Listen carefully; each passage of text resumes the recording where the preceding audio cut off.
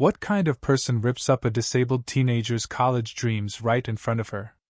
That's exactly what happened in my backyard, when our HOA president tore my daughter's MIT acceptance letter to pieces, all because she couldn't stand seeing someone different succeed.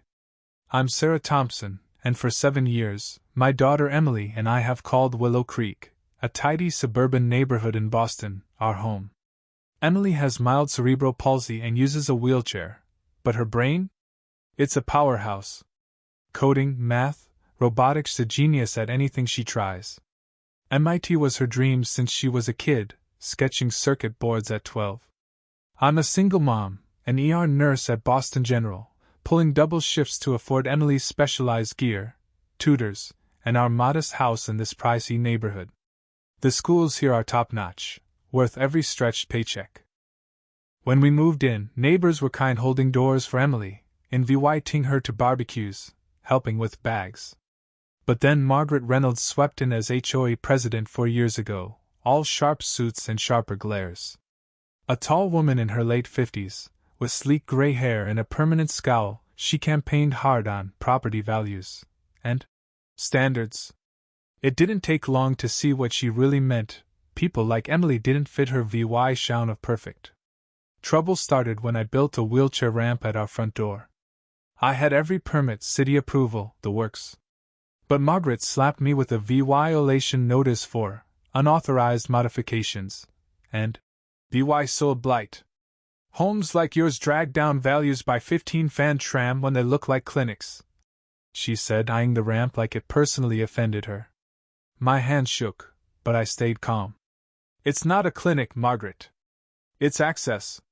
It's the Law Americans with Disabilities Act. When the city's disability office backed me up, her face pinched so tight I thought it'd crack. Rules are rules, she hissed, until people dodge them. That was just the start. Margaret made our lives a slow-burning hell. HOA meetings got scheduled in buildings with no elevators. Her BMW, accidentally, blocked our driveway. She sent notices for nonsense, our lawn a fraction too long, our mailbox, clashing, with the neighborhood VYB, our Christmas lights the wrong shade of white. Once, at a community pool party, she griped about the pool lift we requested for Emily. It's ugly, she announced loud enough for everyone to hear, and hogs space real swimmers need. I pointed out it was removable, only up when Emily used it. She scoffed. Special treatment just means lower standards. Emily overheard, her face red as she sank into the water. That night, I found her crying. Why does she hate me, Mom? She whispered. She doesn't, I lied, stroking her hair. She's just scared of what she doesn't get. But Emily didn't let Margaret dim her spark. She dove harder into school, coding competitions, anything to prove herself. In her junior year, Emily built an AI system to predict pressure sores in wheelchair users by tracking tiny changes in weight and blood flow. It won her a spot at the National Science Fair, catching MIT's eye. Dr. William Carter, our neighbor and a bioethics professor at Boston University, mentored her. A kind man with graying hair and a warm smile, he'd lost his wife years back and treated Emily like family. Your mind sees answers others miss, he told her. Another ally popped up unexpectedly, Rachel Nguyen, a quiet accountant in her 30s who became HOA's secretary by default. She blended into the background at meetings, scribbling notes, while Margaret barked orders. I didn't know then that Rachel's silence was a calculated move. The day Emily's MIT acceptance arrived was pure joy. That thick envelope on our kitchen table felt like a trophy. Mom! Emily gasped, hands shaking. Full scholarship, accessible dorms, everything. We cried, hugged, all the years of struggle melting into that moment.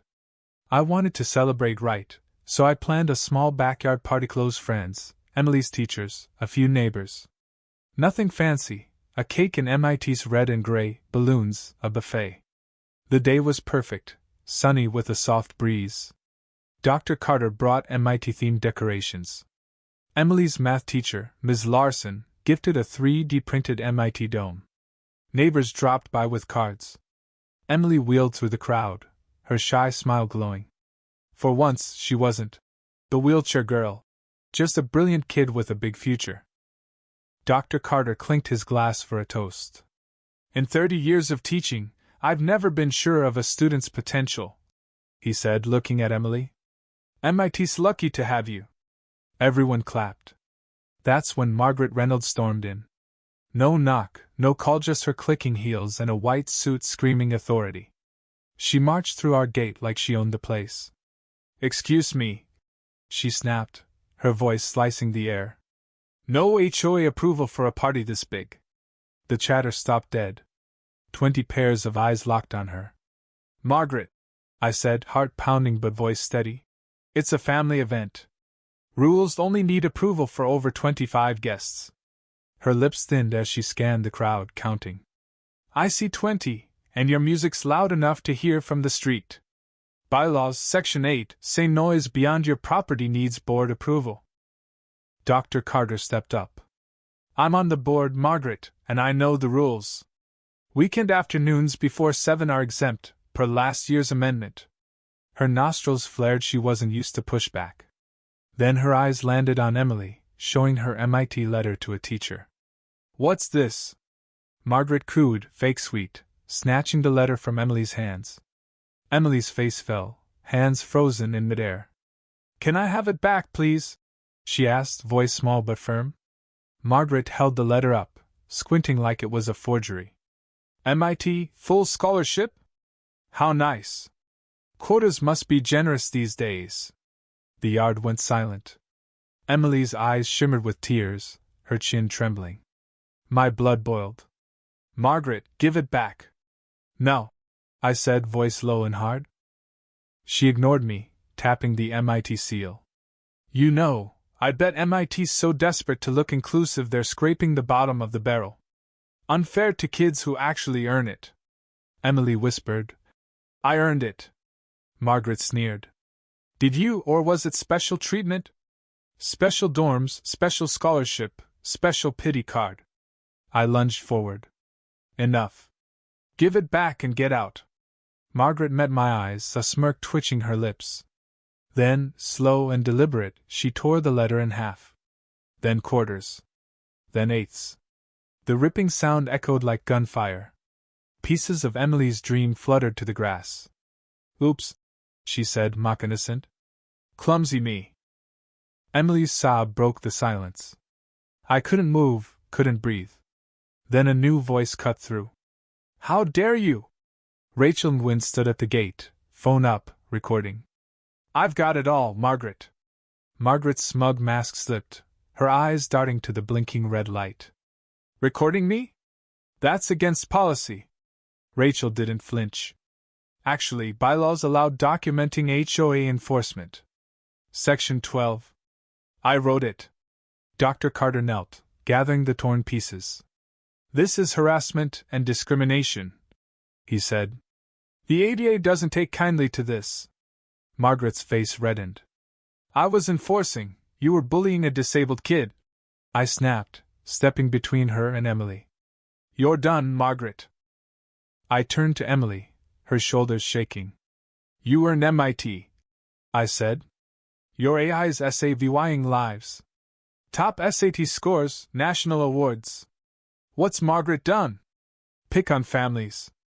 The crowd stared at Margaret, disgust plain on their faces. She faltered. This is absurd. She huffed, but her voice wavered. Rachel kept filming. It's not the first time. I've tracked your discrimination for years. Margaret paled.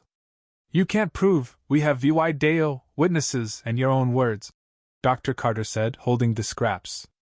This isn't just HOA drama. It's criminal. Margaret turned and fled, her heels stumbling.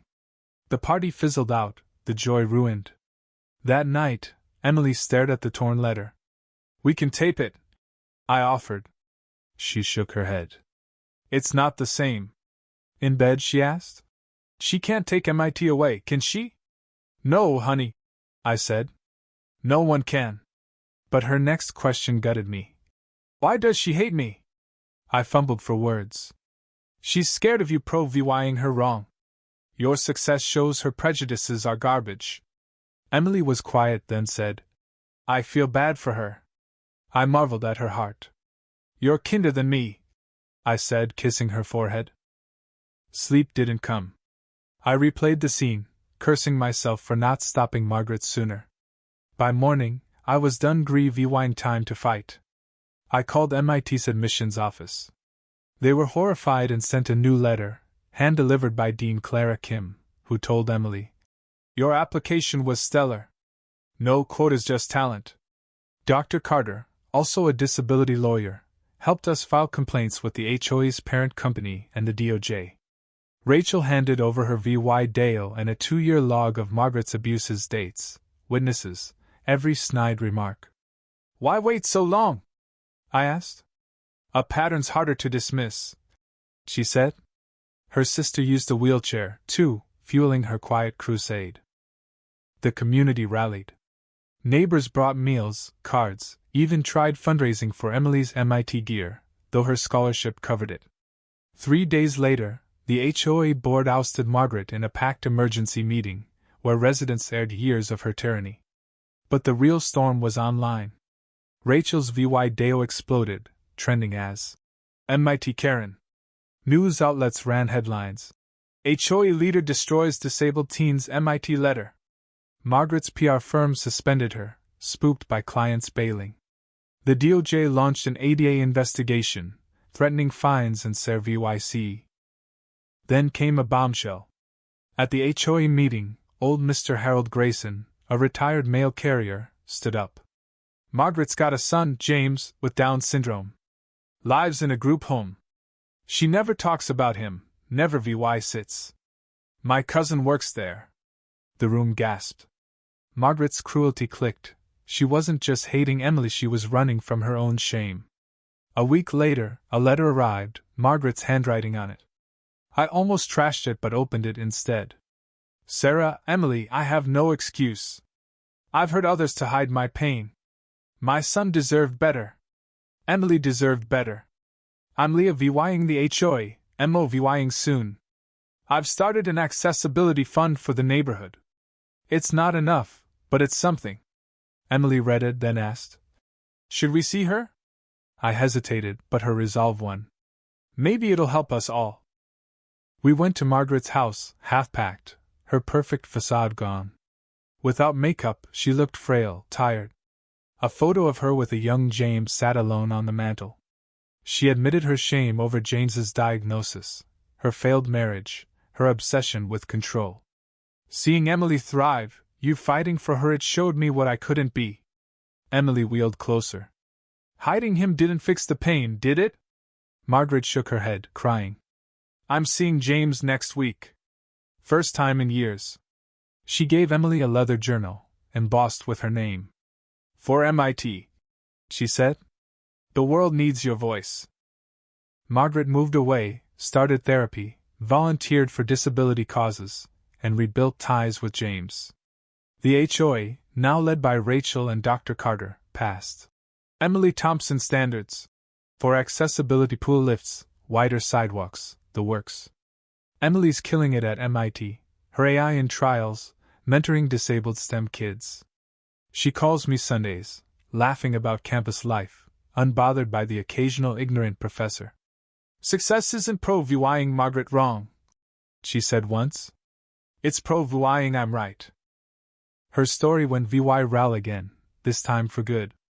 A disability rights group featured her in a campaign. Talent can't be torn apart. Showing her an MIT slab, holding her new letter.